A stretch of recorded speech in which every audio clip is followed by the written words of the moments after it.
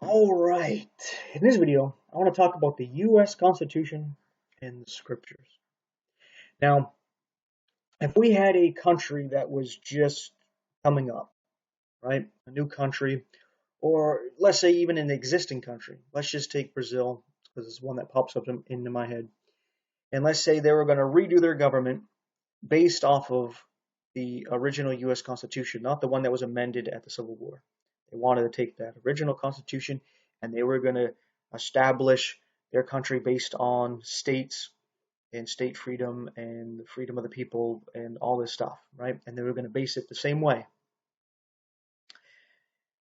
They have the free will and the right to do that, right?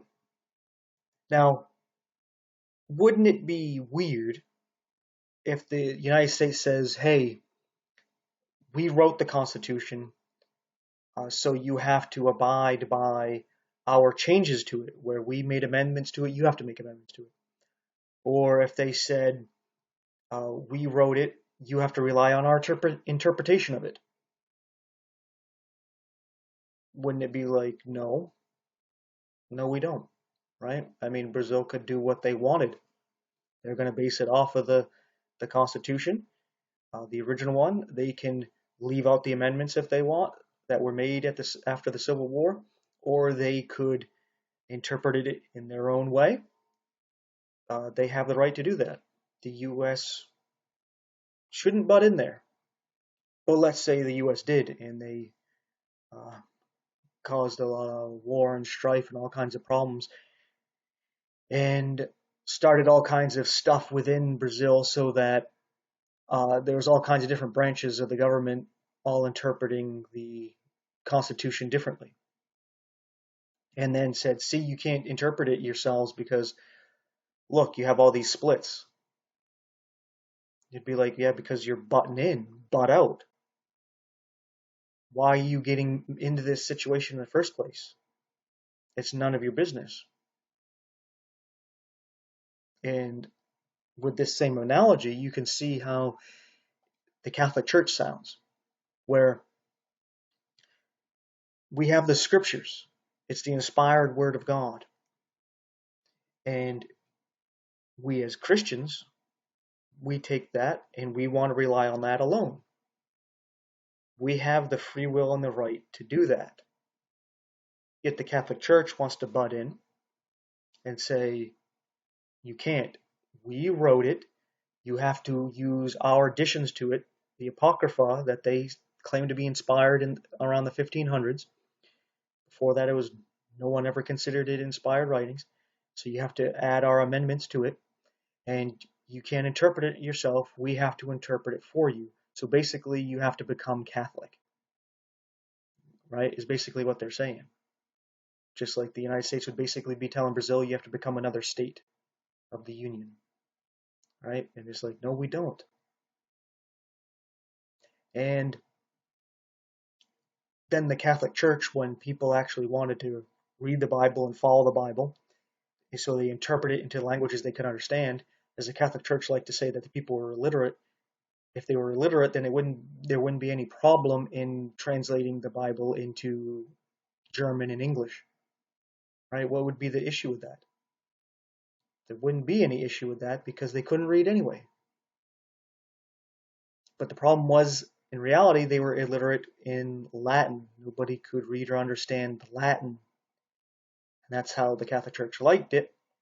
So when they were like, hey, we're going to actually translate all of this into English and German, they would kill the people who would do it and burn them alive, and burn the Bibles that they were translating. So we can see the same kind of spirit, right, in these two situations where it's none of your business. If we want to just base our belief off of the Bible, what's the problem? Are you going to go slaughter the Muslims because they want to base their beliefs off the Quran?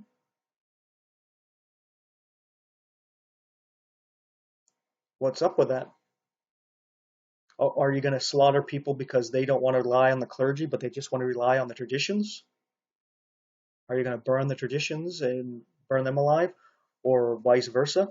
People want to rely on the clergy and not their traditions. Are you going to burn them alive along with the clergy? But when it comes to the Bible, all of a sudden it's a big deal. No, you can't rely on that alone. And if you're going to use that, you have to add in our amendments there with the Apocrypha, and you have to use us to interpret it. No, we don't. No, we don't. So, yeah. And the funny thing is, with both of these situations, is that with the United States Constitution, it's actually based off the Iroquois Confederation, where a bunch of Native American tribes decided to come together and have peace, and they created the Iroquois Confederation. I believe that's what it's called. And that was the basis for the United States Constitution.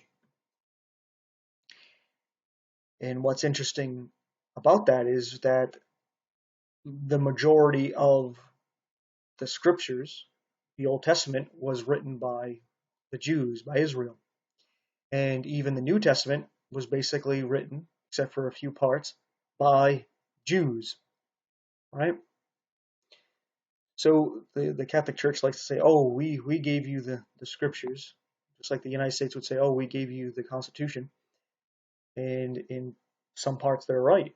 They compiled it together, they gave it to us in our language, but that's it, right? That's where it ends. We can do with it what we want after that. We don't need these people butting in and trying to be our mediators,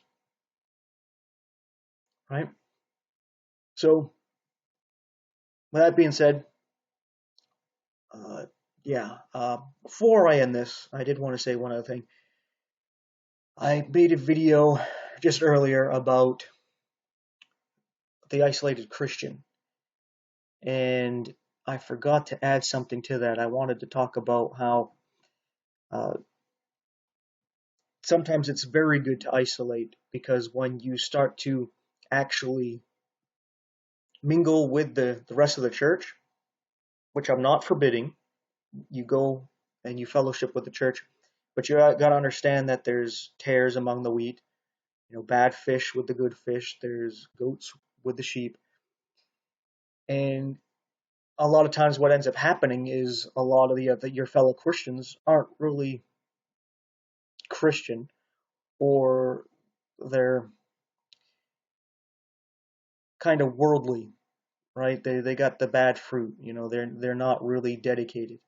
So they end up trying to be friends with you and quench their conscience because of the life you're living. They want you to live like they're living, and they try to get you into the same stuff they're doing, their Christian rock, their sports stuff, and getting into the world and stock market and all this stuff, caring about the world and your social status and your money and all this stuff, and whatever it is, getting you caught up into this bull crap, this dog water stuff. And you don't want to be part of that. So you separate from it. And then you're, divisive and all this, and it's like, or whatever. I'm not going to mix with the Muslims just because it's divisive not to. I'm not going to mix with the atheists just because it's divisive not to. I'm not going to mix with the Luciferians, the Satanists, just because it's divisive not to. I'm not going to mix with Catholics, the Hindus, unbelievers, false converts, just because it's divisive not to do so. We're not to unite just for the sake of unity. Tower of Babel, it was Satan that brought the unity, one language. God came, divided the people, divided the languages. It's because sometimes division is good. Jesus came not to bring peace, but division. And division, it makes contrast between the holy and what is true from what is profane and lies. So you need to make a separation to show the contrast and the distinction between God's people and the world. When you try to mix it together and you have worldly Christians, you can't tell the difference. You think they're the same thing. So it doesn't matter if you're Christian or not. But when you separate it and you show, hey, what it's like to be a Christian and what it's like to be worldly, you see the contrast and you know, hey, this is Christianity. This is what it's about. This isn't So you got to create a division. And yeah, and a lot of times that's for our not perfection, our protection, such as all the different sects that came over to America, where you had Catholics and like the Puritans and Quakers and Baptists or what have you, and all these different groups. And when they were coming together, they wanted freedom of religion because neither one of them wanted to be under the rule of the Catholics or the Baptists or whatever. So because of the division, it allowed us to be free so that we could be whatever we wanted to be. Now, if we had unity, such as what was going on in Europe, you had to be Catholic or, right? So the division actually helped us. And the same thing if we're Calvin, where the state was mixed with Calvinism in his area. If you want to go against Calvin, same thing. There should be a separation of church and state, because if the church and state come together, that's the kind of stuff you get. You don't agree with me? Off with your head. Burn you alive. Torture you. Right? Because they're saving your soul. They're protecting other people from your heresy. Right? So, with that being said, thanks for watching. Take care.